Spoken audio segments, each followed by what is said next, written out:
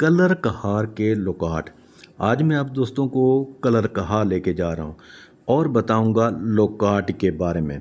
आप देख रहे हैं पाकिस्तान ट्रैवलर। कलर कहार के मशहूर लोकाट बहुत मशहूर हैं और यहाँ की पहाड़ी मिट्टी में बेहतरीन जायका देती है और ये फल हल्का खट्टा मीठा होता है और गर्मियों में ये लोग शौक़ से खाते हैं। मकामी लोग इसे चटनी, मुरब्बा और शरबत बनाने में भी इस्तेमाल करते हैं। कलर कहार के लोकाट अपनी खुशबू और नरम गूदे की वजह से अलग पहचान रखते हैं।